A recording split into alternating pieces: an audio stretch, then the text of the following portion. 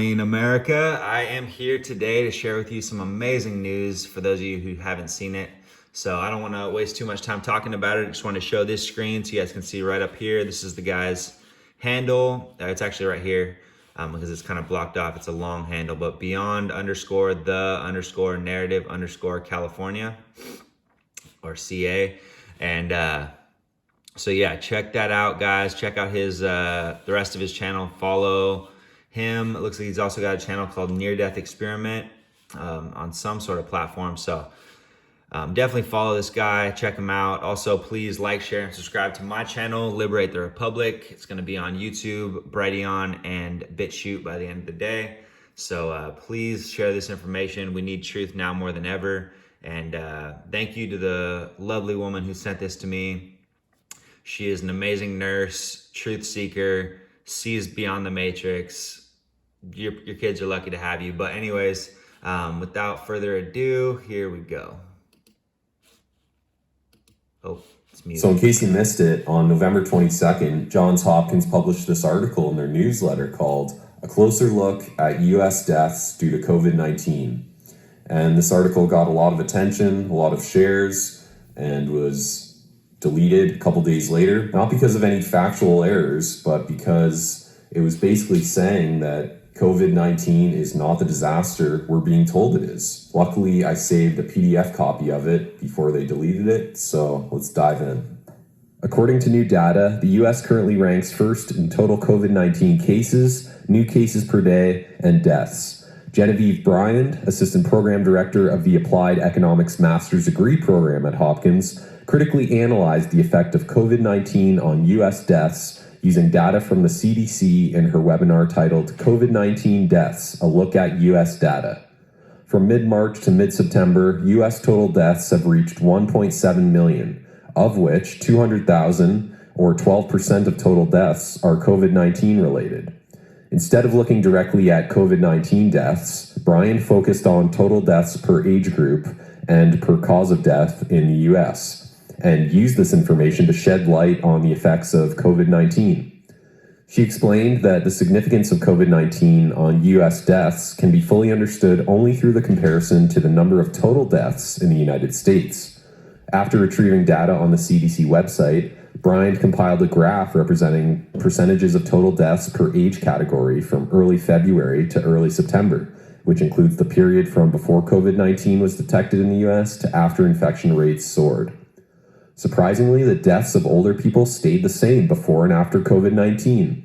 Since COVID-19 mainly affects the elderly, experts expected an increase in the percentage of deaths in older age groups. However, this increase is not seen from the CDC data. In fact, the percentages of deaths among all age groups remained relatively the same.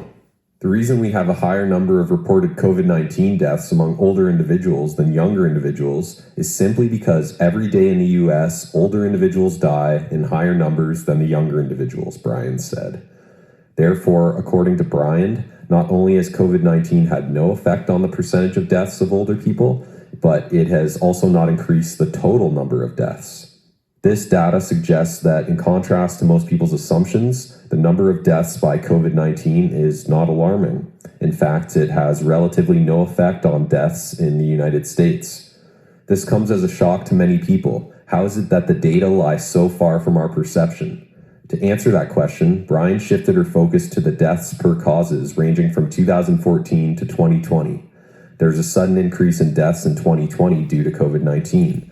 This is no surprise because COVID-19 emerged in the US in early 2020, and thus COVID-19 related deaths increased drastically afterward. Analysis of deaths per cause in 2018 revealed that the pattern of seasonal increase in the total number of deaths is a result of the rise in deaths by all causes, with the top three being heart disease, respiratory diseases, influenza, and pneumonia. This is true every year. Every year in the US, when we observe the seasonal ups and downs, we have an increase of deaths due to all causes, Brian pointed out. When Brian looked at the 2020 data during that seasonal period, COVID-19 related deaths exceeded deaths from heart diseases. This was highly unusual since heart disease has always prevailed as the leading cause of deaths. However, when taking a closer look at the death numbers, she noted something strange. As Brian compared the number of deaths per cause during that period in 2020 to 2018, she noticed that instead of the expected drastic increase across all causes, there was a significant decrease in deaths due to heart disease. Even more surprising, as seen in the graph below, this sudden decline in deaths is observed for all causes. This trend is completely contrary to the pattern observed in all previous years. Interestingly, as depicted in the table below, the total decrease in deaths by other causes almost exactly equals the increase in deaths by COVID-19. This suggests, according to Brian, that the COVID-19 death toll is misleading. Brian believes that deaths due to heart disease, respiratory diseases, influenza, and pneumonia may instead be recategorized as being due to COVID-19. The CDC classified all deaths that are related to COVID-19 simply as COVID-19 deaths. Even patients dying from other underlying diseases but are infected with COVID-19 count as COVID-19 deaths. This is likely the main explanation as to why COVID-19 deaths drastically increased while deaths by all other diseases experienced a significant decrease. Throughout the talk, Brian consistently emphasized that although COVID-19 is a serious national and global problem, she also stressed that society should never lose focus of the bigger picture, death in general. The death of a loved one from COVID-19 or from other causes is always tragic, Brian explained. Each life is equally important, and we should be reminded that even during a global pandemic, we should not forget about the tragic loss of lives from other causes. Everybody heard about the fact that only 6% of the COVID-19 deaths have no other underlying condition. And the data that I looked at is consistent with that. And the graph that I drew of the COVID-19, those account for all COVID-19. So whether COVID-19 was on the death certificate reported as the main cause or not, or underlying. So yeah, I've been talking about the inflated numbers for quite some time. A lot of people have actually. You had Elon Musk on Joe Rogan bring up the fact that there was the $13,000 incentive to write COVID-19 on the death certificate. And you didn't even need a positive COVID-19 test to do so. So of course the numbers are going to be inflated. You know, Burke's talked about this early on, that they're taking a very liberal approach to mortality. So let me know what you guys think in the comments. Thanks for watching. Peace out. We've taken a very liberal approach to mortality. Let's say the virus caused you to go to the ICU and then have a heart or kidney problem. Some countries are recording that as a heart issue or a kidney issue and not a COVID-19 death. Right now, we're still recording it. If someone dies with COVID-19, we are counting that as a COVID-19 death.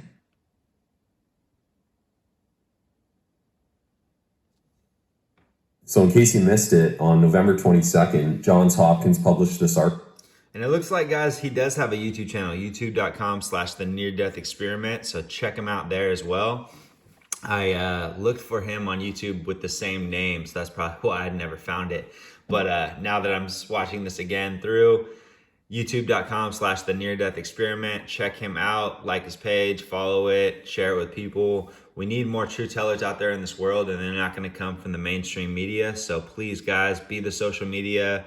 Resist the tyranny of falsehoods that's being shoved in our face every single place we go. You know, every time we turn on the radio, we're hearing lies. So please, guys, put truth out there. Y'all have a good one.